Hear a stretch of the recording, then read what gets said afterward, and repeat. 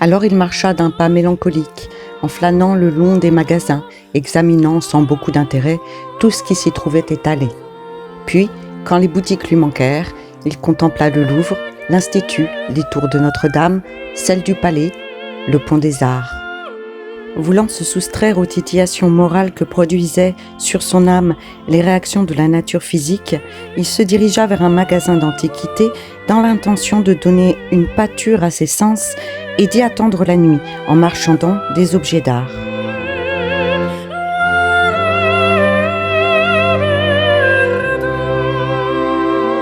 La conscience qu'il avait d'une mort prochaine rendit, pour un moment, au jeune homme toute l'assurance d'une duchesse qui a 2 amants.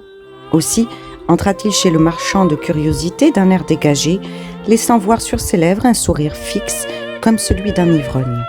N'était-il pas ivre de la vie ou peut-être de la mort ? Il demanda simplement à visiter les magasins pour y chercher s'il ne renfermerait pas quelques singularités à sa convenance.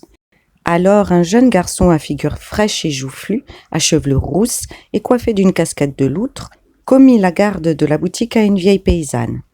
Puis, il dit à l'étranger d'un air insouciant : « Voyez, monsieur, voyez, nous n'avons pas que des choses fort ordinaires, mais si vous voulez prendre la peine de monter au premier étage, je pourrais vous montrer de fort belles momies du Caire, plusieurs poteries incrustées, quelques ébènes sculptées, vraies Renaissance, récemment arrivées et qui sont de toute beauté. » Portant sa croix jusqu'au dernier pas, il parut écouter son conducteur et lui répondit par geste ou par monosyllabe. Alors, insensiblement, il sut conquérir le droit d'être silencieux et put se livrer sans contrainte à ses dernières méditations. Elles furent gigantesques, terribles, car il était poète et son âme rencontra, par hasard, une immense pâture.